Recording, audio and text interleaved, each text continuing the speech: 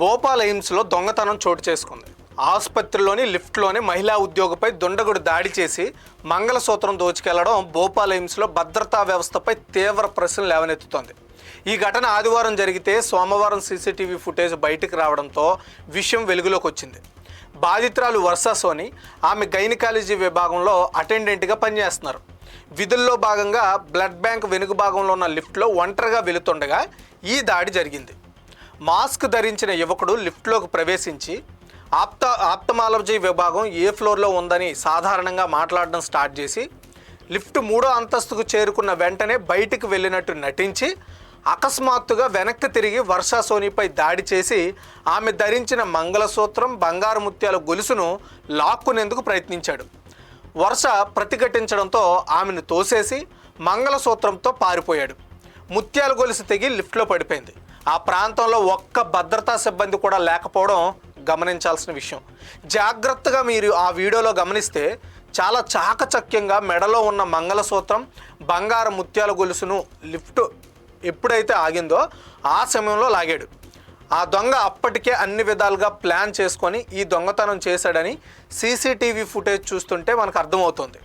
దాడి తరువాత తీవ్ర భయంతో వణికిపోయిన వర్షా సోని లిఫ్ట్ దగ్గరే కూర్చొని ఏడుస్తూ ఉండగా రౌండ్లో ఉన్న ఓ గార్డు గమనించి అధికారులకు సమాచారం ఇచ్చాడు.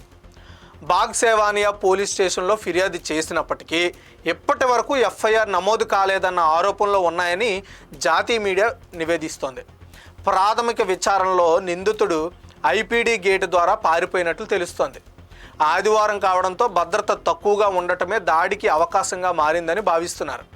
ముఖం పూర్తిగా కప్పి ఉంచడంతో గుర్తింపు కష్టమని తెలుస్తోంది.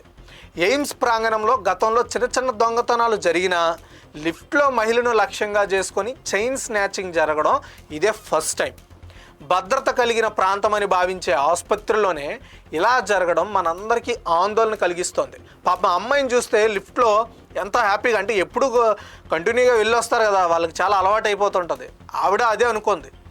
సో సడన్గా ఆ లిఫ్ట్ డోర్ ఓపెన్ అయ్యి ఆ దొంగ బయటకు చూస్తూ ఆమె మెడలో చూస్తూ ఆ లాక్కుని వెళ్ళిపోతున్నప్పటికీ ఆమె ఎప్పుడు వచ్చే ప్రదేశమే ఆమెకు భయంగా అనిపించింది. సో కొంత దూరం అతనితో పాటు పరిగెత్తినప్పటికీ ఆయన చాలా స్పీడ్గా అవుట్ అయిపోయాడు. ఈవిడ ఏం చేయాలో తెలియక అక్కడ బాధపడుతూ ఉండిపోయింది. సో చూడండి, ఎయిమ్స్ అనేది చాలా చాలా ప్రఖ్యాతి కలిగిన, మన దేశంలో చాలా ప్రఖ్యాతి కలిగిన హాస్పిటల్స్, చాలా బ్రాంచెస్ ఉంటాయి. అయినా అక్కడ భద్రతా లోపం స్పష్టంగా కనిపిస్తుంది. ఒక దొంగ ఆల్రెడీ రెక్కి చేశాడు మనోడు, ఏదో అప్పటికప్పుడు చేయలేదు, అది క్లారిటీగా కనిపిస్తుంది మనకి. ఎందుకంటే లిఫ్ట్ ఓపెన్ అయిన వెంటనే మనం వెళ్ళిపోవడానికి దారి ఏంటి అవన్నీ ముందే ఆ దొంగ ప్లాన్ చేసుకున్నట్లు మనకు క్లారిటీగా తెలుస్తోంది.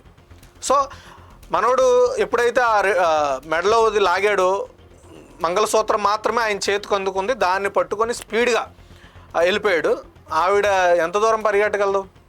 ఆవిడ ప్రయత్నం చేసింది, కానీ ఒకవేళ ఇన్ కేసు సీసీటీవీ ఫుటేజ్ కూడా లేకపోయి ఉంటే వేరేలా ఉండేది.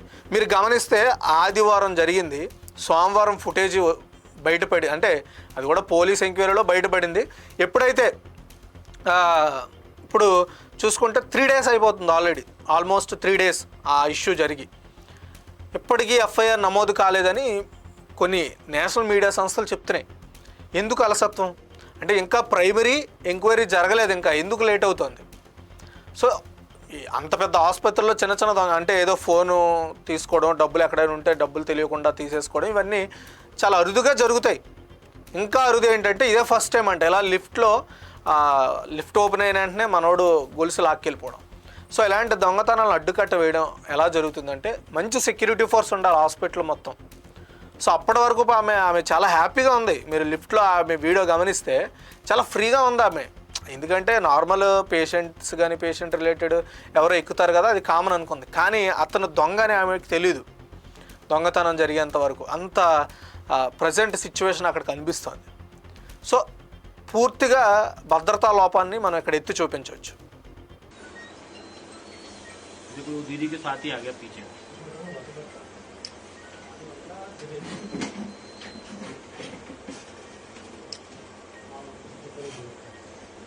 पीछे करते हुए आ रहा है।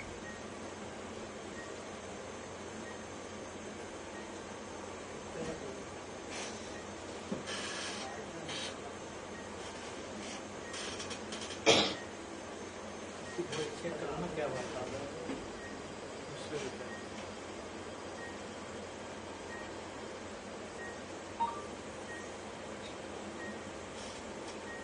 देख लेना तुम लोग देख लो